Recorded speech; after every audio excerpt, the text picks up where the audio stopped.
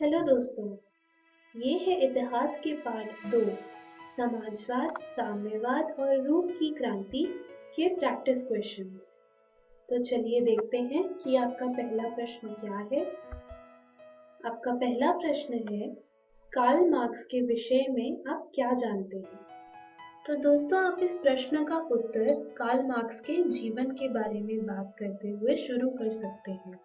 सबसे पहले आप लिख सकते हैं कि मार्क्स का जन्म जर्मनी में एक यहूदी परिवार में हुआ था। उन्होंने बॉन और बर्लिन विश्वविद्यालय में शिक्षा ग्रहण की। 1843 में मार्क्स ने अपने बचपन की मित्र जेनी से विवाह किया और विवाह के बाद वे पेरिस चले गए। यहाँ मार्क्स की भेंट फ्रेडरिक एंगल्स से हुई। एंगल्स के विचारों से प्रभावित होकर मार्क्स भी श्रमिकों की स्थिति पर चिंतन करने लगे और 1848 में मार्क्स और एंगल्स ने मिलकर कम्युनिस्ट मैनिफेस्टो और साम्यवाद घोषणा पत्र प्रकाशित किया। दोस्तों, जैसा कि आपको याद होगा, इसे आधुनिक समाजवाद का जनक माना जाता है। मार्क्स ने पूंजीवाद के खिलाफ और श्रमिकों के हक की बात उठाई। उन्होंने अपनी विख्यात पुस्तक दास कैपिटल 1967 में प्रकाशित की। दोस्तों, जैसा कि आपको याद होगा, हमने पाठ में पढ़ा था कि मार्क्स ने लिखा, श्रमिकों को अपनी बेड़ियों के अलावा कुछ भी नहीं खोना है।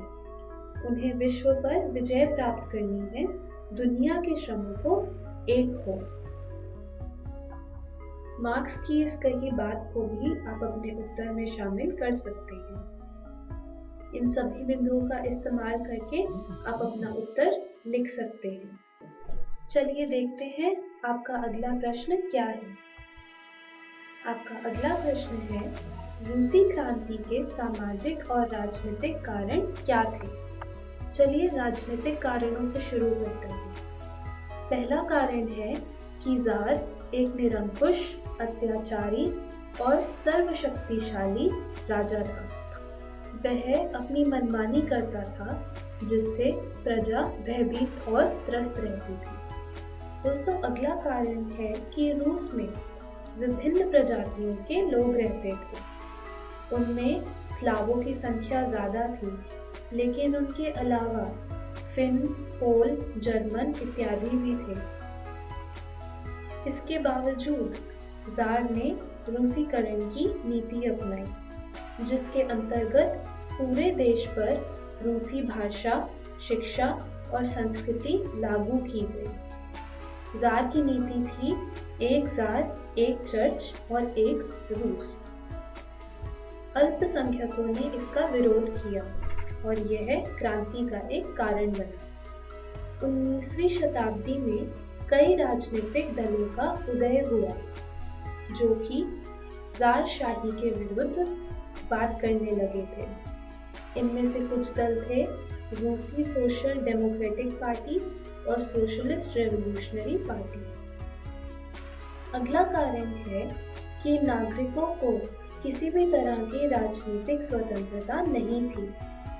निरंकुश ज़ारशाही के अंतर्गत रूसी जनता को किसी प्रकार का राजनीतिक अधिकार नहीं था। विचार अभिव्यक्ति का स्वतंत्रता भी नहीं थी।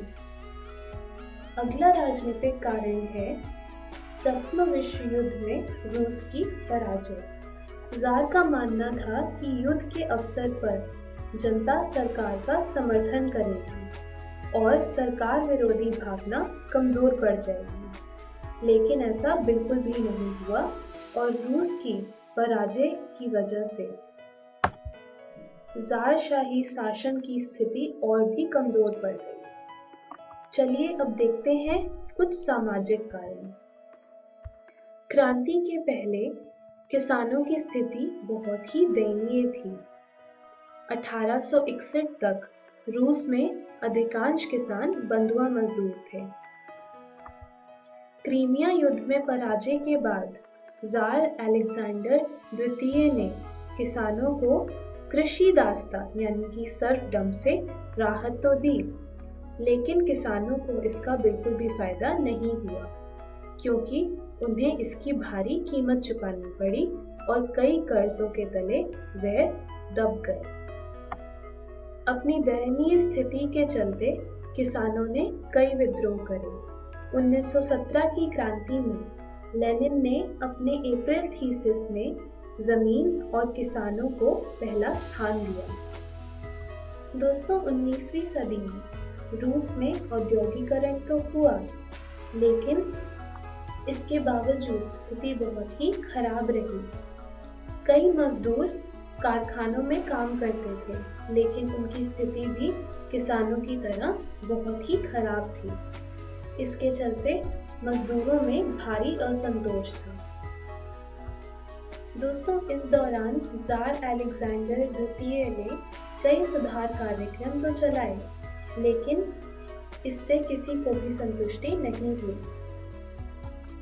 इनमें से कुछ ने निहिलिस्ट आंदोलन यानी कि निहिलिस्ट मूवमेंट आरंभ की। निहिलिस्ट स्थापित व्यवस्था को आतंक का सहारा लेकर समाप्त करना चाहते थे।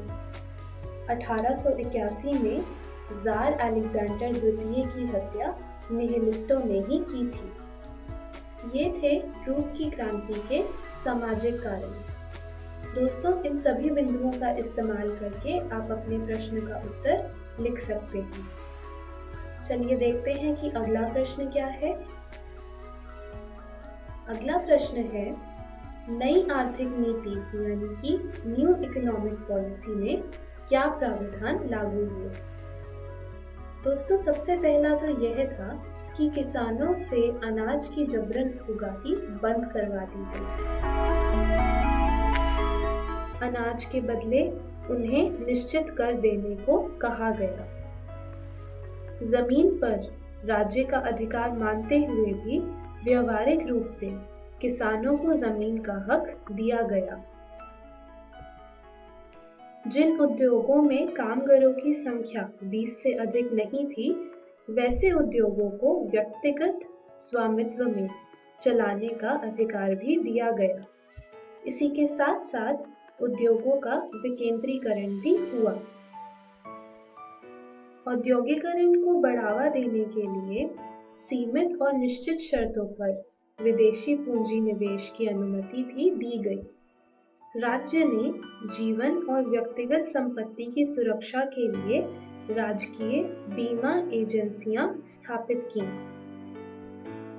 अलग अलग स्तरों पर बैंक खोलकर बैंकिंग व्यवस्था का भी प्रसार किया गया। और आखिर में कामगारों के लिए ट्रेड यूनियनों की अनिवार्य सदस्यता समाप्त की गई। दोस्तों, इन सभी बिंदुओं का इस्तेमाल करके आप अपने प्रश्न का उत्तर लिख सकते हैं। तो चलिए देखते हैं कि अगला प्रश्न क्या है।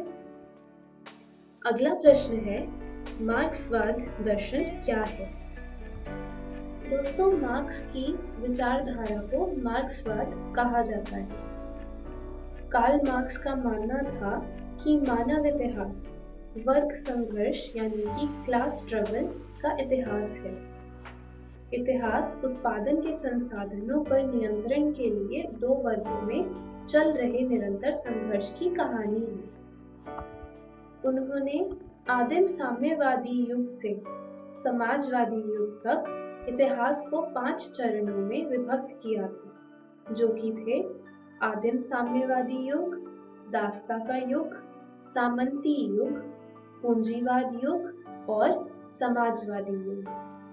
मार्क्स के अनुसार इतिहास का छठा चरण आने वाला था, यानी कि समाजवादी युग, जब वर्ग विहीन समाज की स्थापना होगी और जिसमें वर्ग संघर्ष नहीं होगा। दोस्तों, मार्क्स के अनुसार औद्योगिक समाज पूंजीवाद समाज है, जिसमें पूंजीपति अपनी पूंजी के आधार पर मजदूरों द्वारा अर्जित मुनाफा हड़प जाते हैं।